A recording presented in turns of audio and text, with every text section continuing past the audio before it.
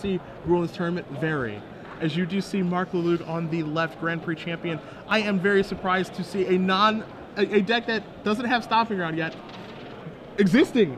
Yeah, basically. He was also the opponent at Grand Prix Denver, where my tournament started going off the rails. Oh, you lost to him that weekend? I was not when I was 9-1. I lost to him, which set off, and I played game 2 was like the worst game I've ever played in my entire life, and that set off the downward spiral. As you do see Mark here on the left, he is a Grand Prix champion, won Grand Prix Anaheim. Yep. That was Innistrad block? Yeah, Innistrad block constructed. He was the winner of that tournament. He's also streaming now on twitch.tv, and he is playing Green Red Aggro this weekend. As you do see 2 copies of Strangler Geist in play. He's got a bit of a brew this weekend. You're going to find 4 copies of Flinthoof Boar, some Borderland Rangers, Hell Riders, Huntmaster of the Fells, Strangler Geist, which you guys do see in play, Thragtusk, Wolfhair, Silverheart. His spells, he's got a couple Mizium Mortars, a couple copies of Devil's Play, 4 copies of Pillar Flame, and 3 Abundant Growth. Yep. And his opponent, Ariel Coronel, on your right with Naya mid-range. Basically a 3-color good stuff deck. Smiter, Angel, Pilgrim, Thundermaw, Hellkite, a 1-main Exgarda, Thragtusk, Borderland Ranger, Huntmaster of the Fells, Bonfire, Farseek, Celestia Charm. So shades of the deck. We saw a fair amount of this at the Invitational. This is a deck that's very good against decks that are playing on the board, because Bonfire and your awesome threats are very good against them. Yes. Less suited for the control matchups, but I would expect Naya to be slightly ahead in this matchup. But I would think so. I would think so. I would not venture to say that I'm a master on the current Gruul versus Naya matchup in this metagame. Oh, you haven't tested that much? Not really. I think it's safe to say that not a lot of people have tested against Mark's deck. One of the things that Mark might get advantage of, as we see Ariel with a Huntmaster of the Fells here, is that people don't know what's in his deck. Right. And that could generate a bit of an advantage. They don't know what spells to play around.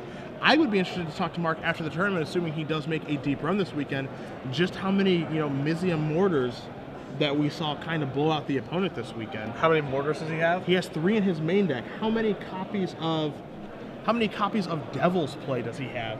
Just something like that. I mean, sure. He has 2 in his deck. I mean, are people going to play around that effect? There's not very many Fireballs right now, as we do see Abundant Growth being read. Some shades of Innistrad block constructed. Yes, absolutely. We'll bring Abundant Growth on the screen for you guys so that you can see it. Abundant Growth on Kessig Wolfrun. A bit of a combo, maybe, as we do see Strangler Geist coming across here. Looks like Ariel's going to make a trade. Strangler Geist are going to come back. A little bit bigger and better this go around. But you guys do see Abundant Growth on the screen. A card that was very popular in Innistrad block constructed. Kind of fallen out of favor here a little bit. But maybe Mark bringing something back, as we do see a Temple Garden here from Ariel. Maybe we're going to see a Thragtusk, and we're going to see a Bonfire of the Damned. Clear up these Strangler Geist right out of the way. Mark also going to take 2 from that as well. So, progressing along here, Mark going to draw his card. We see Borderland Ranger, the draw step for the turn. Now, back to the question, Patrick, of course, as we see Kessig Wolfrun, and we're going to see Thragtusk here. You see, the spells that Mark has chosen to play in 4 Pillar Flame, 3 Mizium Mortars, 2 Devil's Play. The card that you don't see, that Ariel did cast, is Bonfire of the Damned. Yeah, and maybe it's a mana consideration, like... No, I guess he's just happy to play on the board. He's also got a lot of expensive cards in his deck, so it's possible that Bonfiring is actually a pretty big opportunity cost for him when he's just trying to cast 4s and 5s. Sure. And obviously Bonfire, the things that it pairs up very nicely with are mana accelerants like Birds of Paradise, Absence Pilgrim, that sort of thing. You're not going to find those cards here in Mark's deck, so maybe it does make sense to just have Mizium Mortars act as your Bonfire. And we are going to see Wolfhair Silver, another block constructed all-star. Yeah. Mark is kicking it old school. Yeah, I assume that he just took the deck that he had in his deck box from Anaheim and just maybe got new sleeves for it. I don't know, but it's basically the same thing from Anaheim here. I mean, this is one way to win the Thragtusk War. Something that we haven't seen as much of late in Standard. Something that we saw at the very beginning. But now we see Thragtusk battling back and forth, and Silverheart here, kind of embarrassing Ariel's Thragtusk. And, I mean, you can't ignore the 8/8 that's in play either. Yeah, Wolfhair Silverheart was a card that definitely fallen off the radar. But it's coming back. It's back. Yeah. It's back right now. It's back now, and when Stomping Ground and Friends come back, maybe even Breeding Pool, we're going to see Wolfhair Silverheart again. That card is way too good not to see played. Yeah.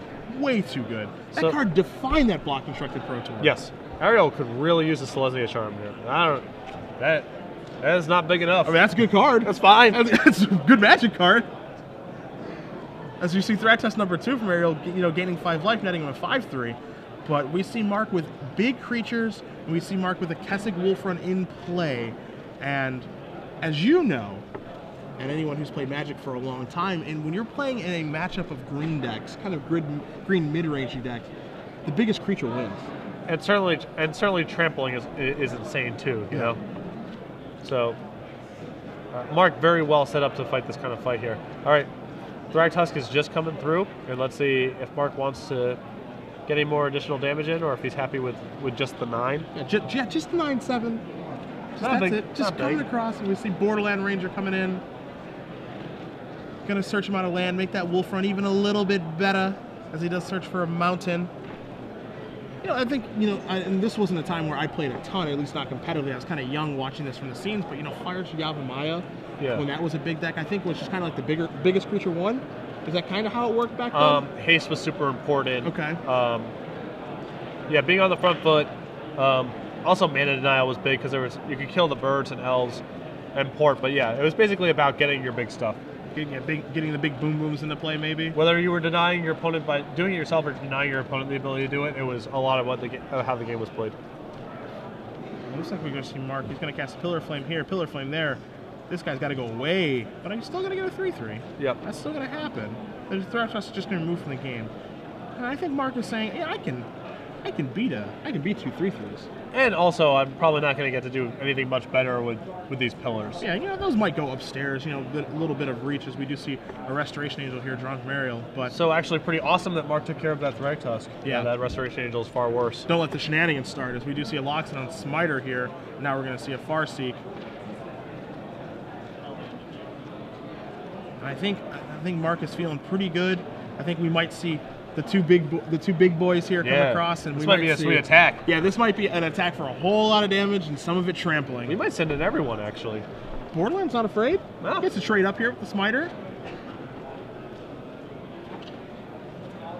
And also, another reason for Mark to use both of his pillars there is he's at a point in the game now where he would ideally just rather be using all of his mana into Kessig Wolfrun going forward. Yeah. So just clear out everything out of your hand, and now you can devote everything into pumping Wolfrun. Yeah, it's basically a spell that's on the table for the rest of the game. Yeah.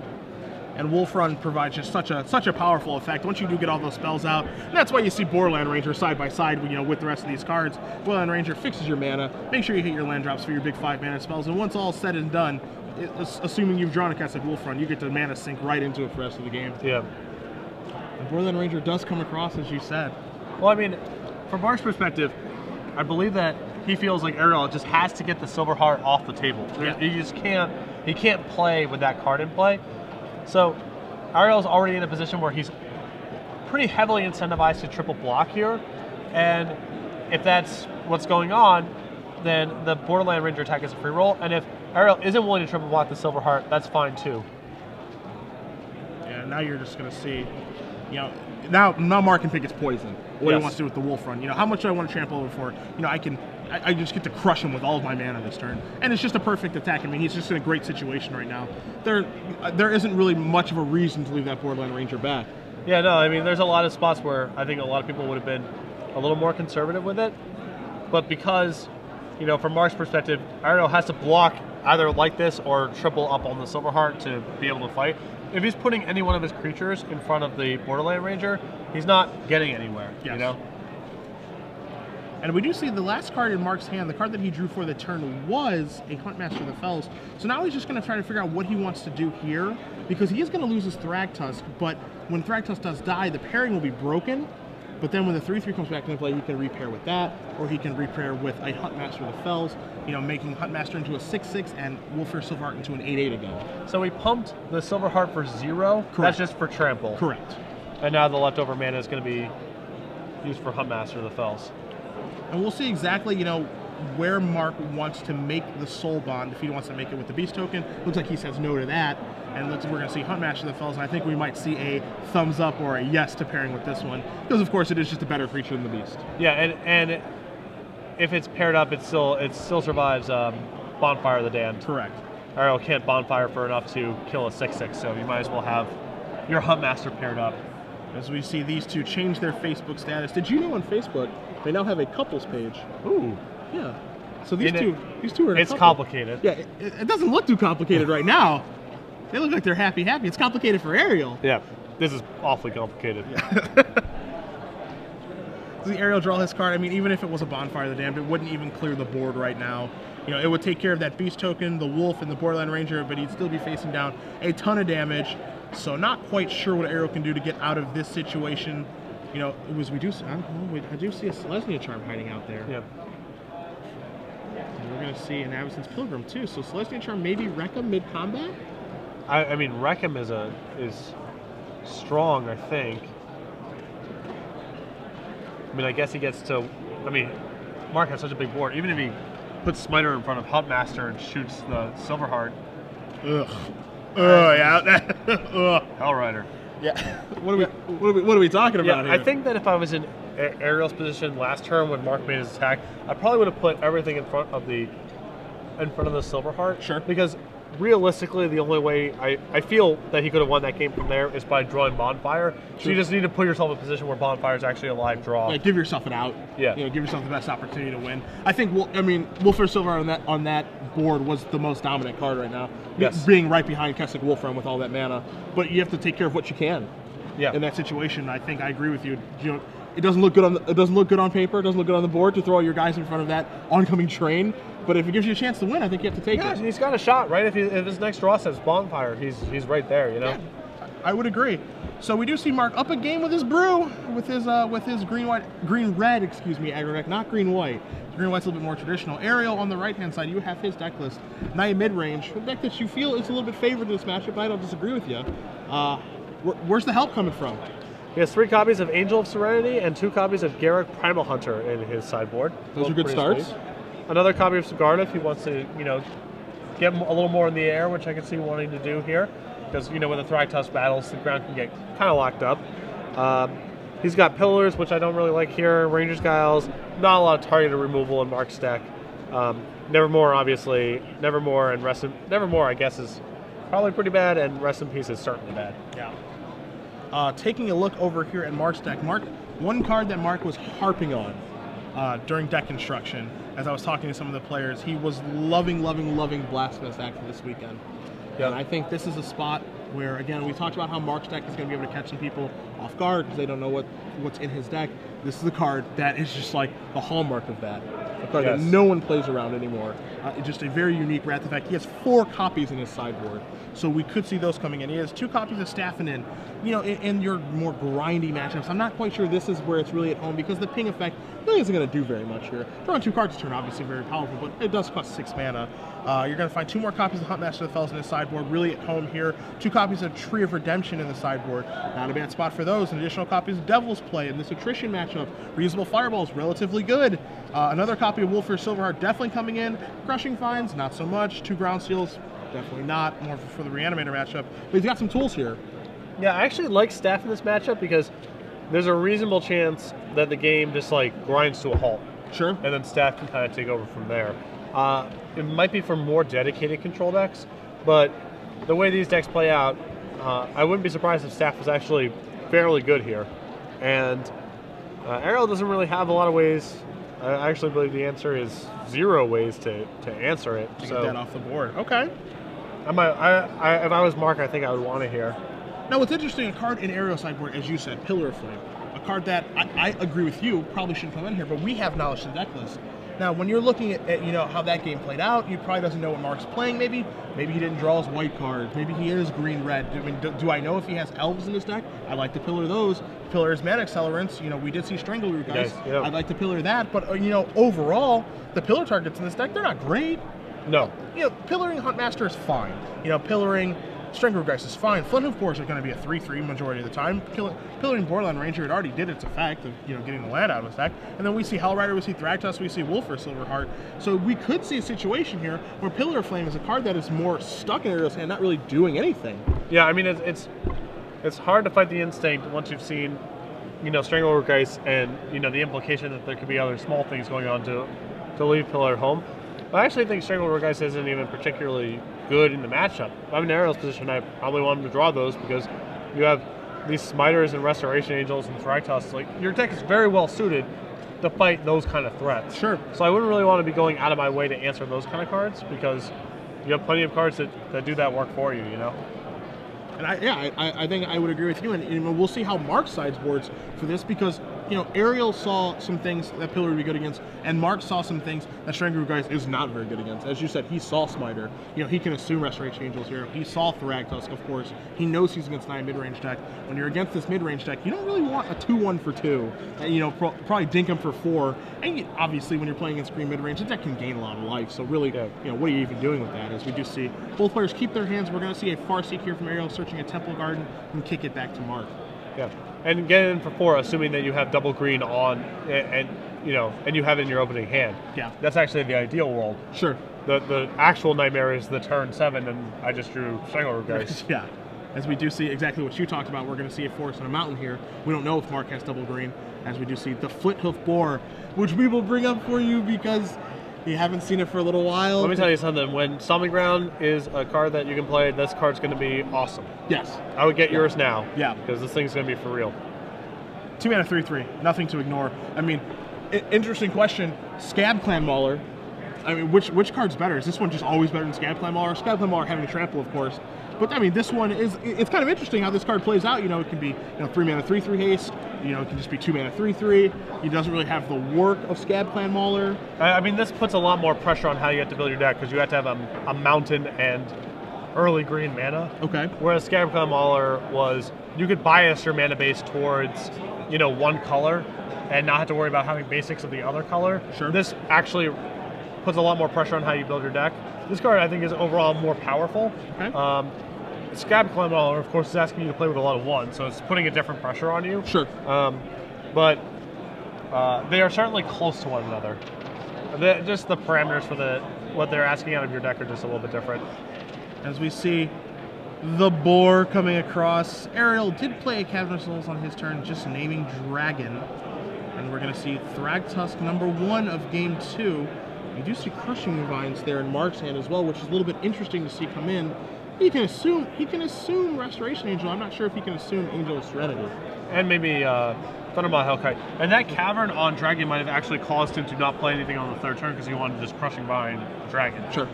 And then he played Thragtusk instead. So. Yeah. Now, as good as Flinthoof Boar may be in the coming format, in this particular game right now, not so much. It is safe to say not at its best right now. Does not stand up to Thragtusk. Thragtusk feeling so good. Come right in, I don't mind. Attacking Mark for 5, looking to put him down to 15. Oh, looks like he's going to jump in front. We're going to see a Selesnya Charm here. You want to talk about a card that I think is going to pick up in value. Yes. That one is looking to get very, very good moving forward as well, and already quite good in the format. So you see the +2/+2 effect from Selesnya Charm. Take care of the Flinthoof Boar, lets Ariel keep the Thragtusk, and we'll see what Mark can muster here. So we do see a force, not a lot of action. I mean, we see Crushing Vines, and what I look to see, I see a lot of red cards. Yes, quite a few. And Ariel's hand's loaded. I mean, he's got Bonfire, Restoration Angel. We're going to see Devils play the reusable Fireball, take care of the front half of a Thragtusk. And again, I think you see that just because of Restoration Angel. You don't want the shenanigans to take place. You just want to take care of that. I mean, it kind of stinks to do that, but I mean, you just want to get that thing off the table so Restoration Angel doesn't go to work. I think also the way that Ariel sort of pump faked and hesitated with his Thragtusk attack last turn meant that, Mark might be assuming that there's a Restoration Angel in his hand. Sure. But we are going to see a second Thragtusk here from Ariel. It's going to bump him up to 27. Board is definitely in his favor right now, and Mark is going to have to do a lot of work to come back because, as you said, Patrick, Ariel's hand is loaded. Yep. Bonfire, Restoration Angel still at the ready. And the last one is, I think, the best of the 3 because it's an Angel of Serenity. Oh, sure. Yeah. Sure, why not? He has triple white already, so yeah. he's set up. So we're going to see a mountain here from Mark. We see Blasphemous Act, that card that he was feeling really, really good about in the sideboard. We're going to see Devil's Play take care of that, and you can tell he's trying to set it up. Yeah, he's definitely trying to mitigate Restoration Angel, slow down the clock, and try to get Blasphemous Act online. And I think that we can safely assume that Ariel will not have seen that coming. Yeah. If we go down that road. Now here's the interesting thing, and you can obviously reference the article of Who's the Beatdown, and it feels to me that in game 1, and with how Mark's deck is built, he is more of the aggressor. It doesn't really seem like he can play the control role when you have cards like Flinthoofbore and Strangler guys in your deck. Whereas this game, it looks like he's taking more of a control route. Is that something that his deck can even accomplish? Given that we know that Ariel has cards like Angel Serenity, like Thragtusk. Can he even? He has Sigarda in his deck. Can he even control what Ariel's really doing? I don't think he has much of a choice because, and there's Blasphemous Act. I don't really think that Mark has much of a choice because Ariel's deck is just too good at fighting on the ground. Like, I think that Mark needs to take a different angle of attack because his small, aggressive creatures just aren't good. Ariel's got too many. Like, what does that Smiter do against, Hellrider, Boar, Strangler guys? Sure. And that's a pretty innocuous card. That's not even among Ariel's better cards in the matchup. Sure. So I don't think he has much of a choice. So we're going to see Wolfir Silverheart pair up with Flinthoofbore. So, we have an 8/8, and we're going to see a Selesnya Charm take care of that right away. Yeah. So Flinthoofbore moving back down to a 3/3. I think this is just going to make Wolfrun lethal here. Yeah, this should just be a lethal attack. He's going to jump in front. Wolfrun's going to take care of business, and we're going to be moving on to a third game here. Now, as we do see, both players are going to shuffle up here, maybe re-sideboard, what have you. I definitely agree with you about, he has to maybe change roles. I don't know if the cards are there for him to even maybe attempt to change roles. Maybe Mark has to do something and just get kind of lucky. I mean, maybe that's the case? There's definitely more of an argument for that while he's on the play. Okay. I think that's certainly true. Okay. But I think on the draw, it's just too hard to what kind of hand can Ariel have where those cards are even good? What's the world where you're on the draw and Flinthoofbore is very good? Sure. It has to be, Ariel's hand has to basically be non-functional for that to be the case. Sure. On the play, maybe it's a different animal, but I think on the draw, Mark is correct in trying to transform his deck into something slightly more controlling. So you think maybe we'll see a bit of a re-sideboard here on the play? Maybe the Blasphemous Acts go bye-bye. Maybe we saw a Pillar of Flame in his hand. Maybe he has the Pillar.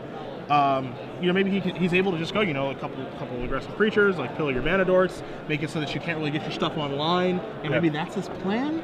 Yeah, I think, he's going back. I'm not sure if he's actually, he does look like he's changing some cards around. But yeah, I think on the play there's much more of an argument for taking an aggressive tack, but maybe it's easier to play control on the play for him instead of on the draw. I don't really know. But, the longer the game goes, I think the more things clearly favor Ariel, mainly because the copies of Angel Serenity and how Mark really just has nothing to do about them. Crushing Vines is whatever, it's fine, but the card just gets a ton of value before it's taken care of. So. And Ariel's Thragtusks are also much better, and that's an important concept in some of these matchups. A lot of people see, they have 4 Thragtusks, so they both have 4 Thragtusks. The card has a different effect depending on what the cards are in the opposing deck.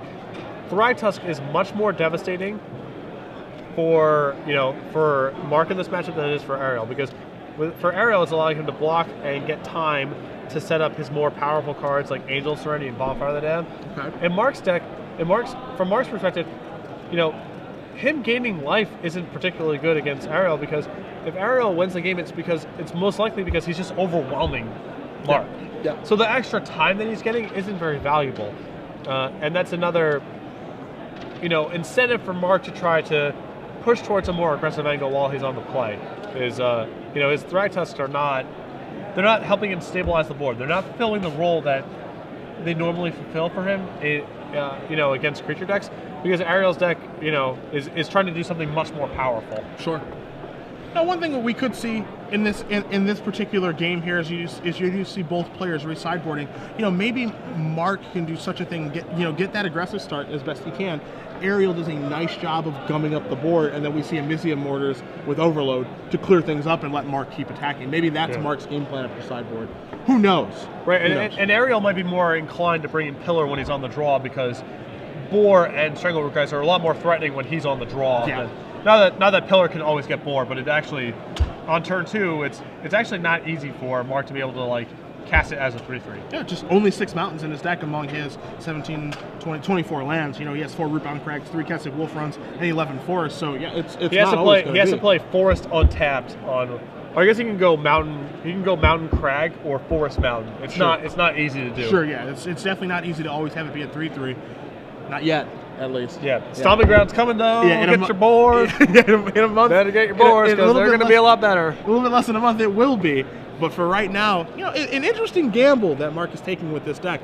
Talking to him, you know, while he was, you know, writing up his deck list, you know, he's saying, yeah, I'm not really sure if the deck is good or not, but you know, I've had some success with it in testing, and you know, hopefully you guys can get me on camera before I kind of put her out of the tournament. Unless the deck's good, then you might see a lot of me. So must be nice to have Silver Hearts in your deck and run into Bonfire Guy. That's gotta feel pretty good. It's a right? good feeling. It's a good feeling, without question. Hey, you remember this one?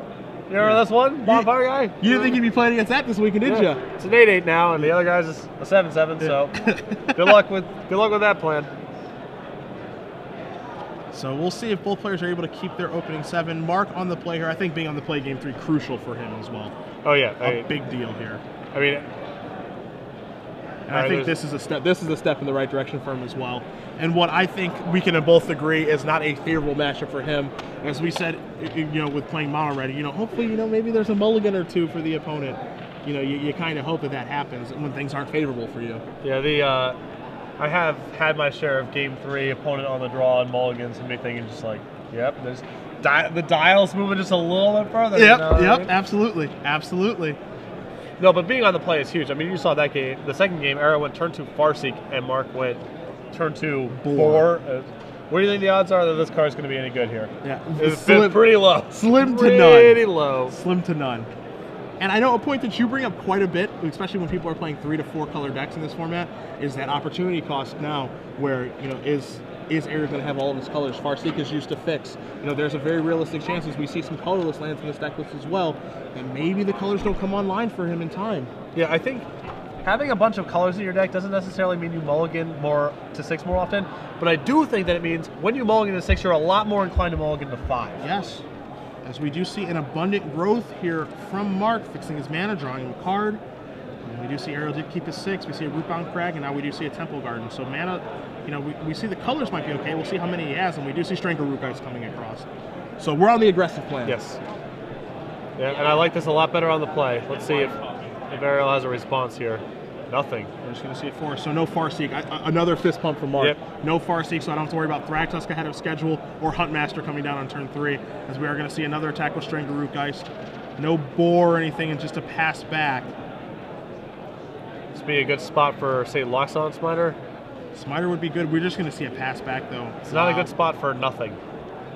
So let's see what Mark can muster up here. We're going to see a Forest. Are we going to see a Hellrider or anything? No. Maybe a Huntmaster of the Fells. Anything here, just a pass back. Wow. Yep. Nothing from either player, really, as we see a Keswick Wolf Run here from Ariel, and he's just passing back. So this is a, you can smell that Restoration Angel out, maybe. Yeah. There it is. I smell something. Something's up, Jack. Strangleroot Geist a little bit bigger this go around. We do know there's a Pillar of Flame over there. We see a Thragtusk in Mark's hand, so the question, of course, now is, do you further your board, or do you want to get that Restoration Angel off the table?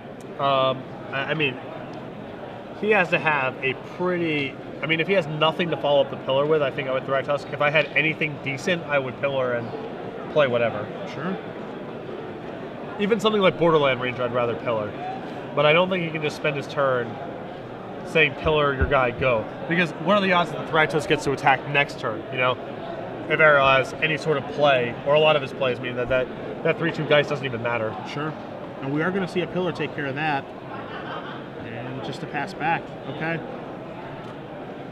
So Mark opts to not further his board position along, and we're going to see Public Enemy #1 in Thragtusk here, basically undoing all that work that Strangleroot Geist did. And this is the fear that you have if you're Mark. Yes. This is the fear that you had. His Ariel's draw steps are going to be a lot better than Mark's going forward. Yep, that's moving for sure. forward. With 5 lands and all the colors of the rainbow, I mean, the cards are just more powerful in Ariel's deck.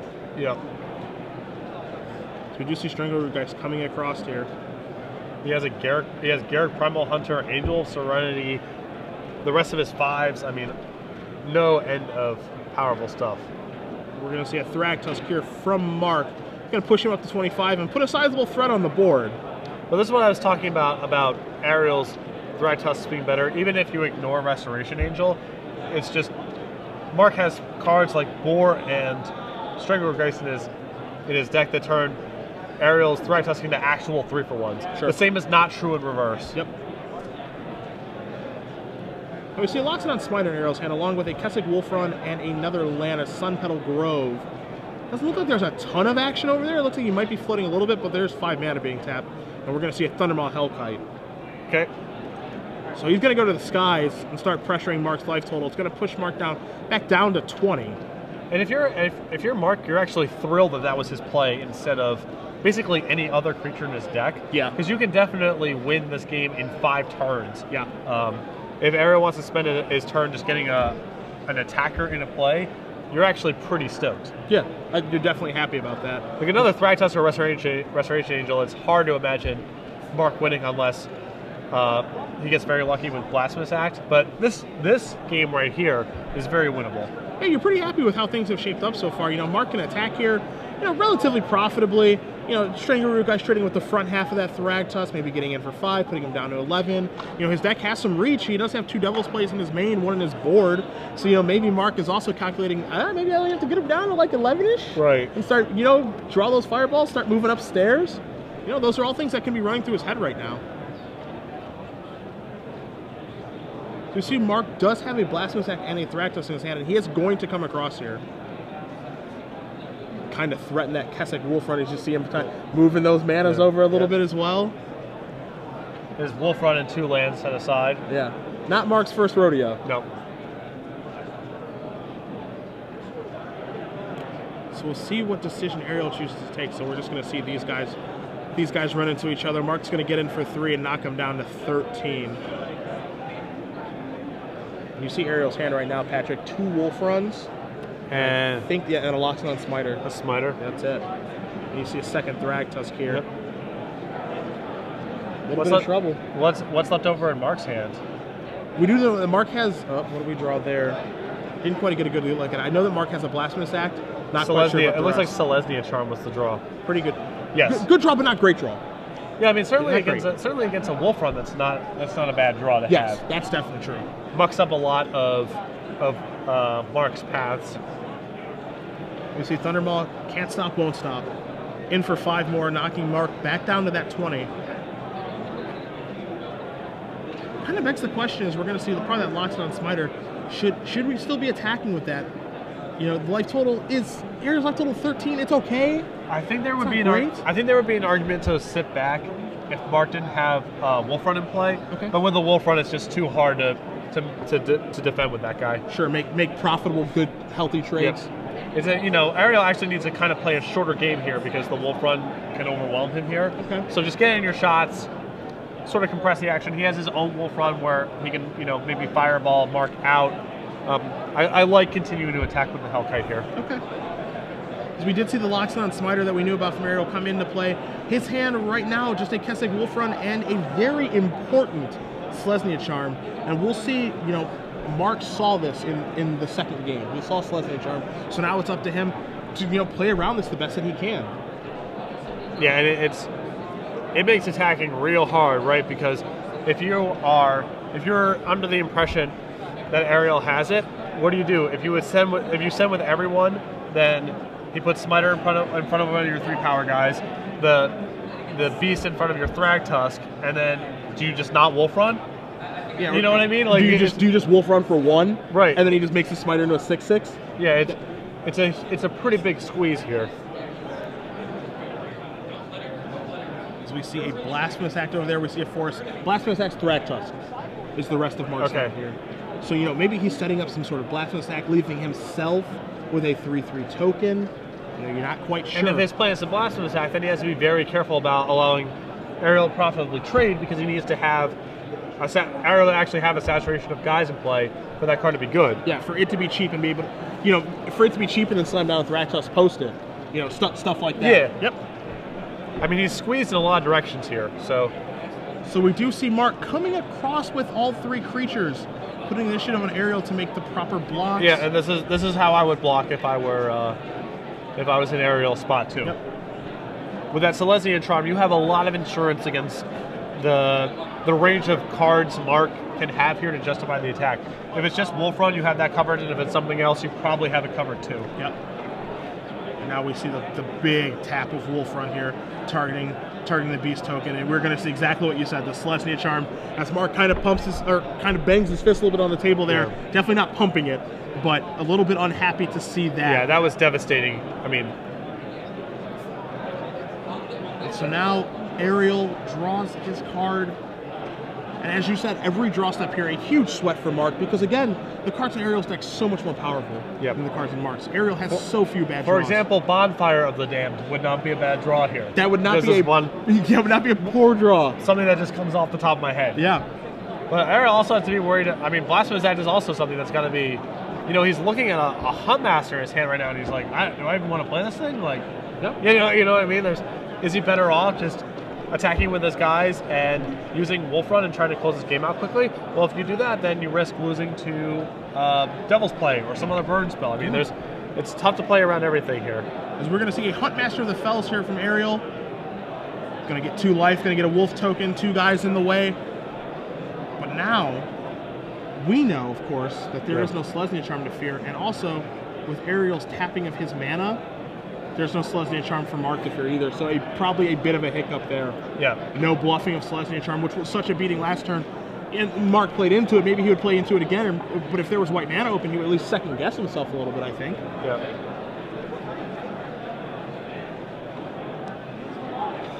But also on the flip side, which is a little bit interesting as well, if this is a turn for Mark, where he is just moving in on Kessig Wolf Run, that's no spell. That's a Huntmaster of the Fells flipping. Yeah. So that's also something to keep in mind as well. I mean, I still obviously would have preferred to keep the dual lands open, but it changes things some amount. And so now you're going to see a Blasphemous Act here from Mark, clearing everything up. After that, you're going to see a Thragtusk. That was a huge draw. Huge turn, moving himself back up to 20. Ariel with no board and draws what is not the best draw right now. I believe that was a Farseek. Yeah, I believe that's Farseek. And I'm just checking right now. Is this a lethal attack right now? We're going to see Ariel at 12-5. Wolf Run being able to move up. I don't think it's lethal. So it's not lethal yet, but I mean, it's a huge chunk of damage. Yeah. And this is part of the reason I think that Mark was such a huge fan of Blasphemous Act coming out of the tournament. Yes, Ariel did see it game 2, but it is still an incredibly difficult card to play around. Yeah. And there are some situations, Patrick, where you can't even play around it. Right, and you know, I mean, if Ariel wanted to play around it, he would have been exposing himself to Devil's Play too. So you know, he was really squeezed there. Yeah, what red card does he want to play around? As you do see Wolf Run here for 6, it's going to knock Ariel down to 1. We need a good one. There are plenty of good ones to draw. Cavern of Souls ain't it. Yeah. And Mark Lalangue, Grand Prix Anaheim champion, also has seen some success in the Star City Games circuit. Beat you at Grand Prix Denver. Easily. Easily defeated me at Grand Prix Denver. Moves along to 2-0 with his brew. Little green-red aggro. Who needs stomping grounds? Yeah, pretty impressive there. And, you know, I mean, I think that matchup was not awesome for Mark, but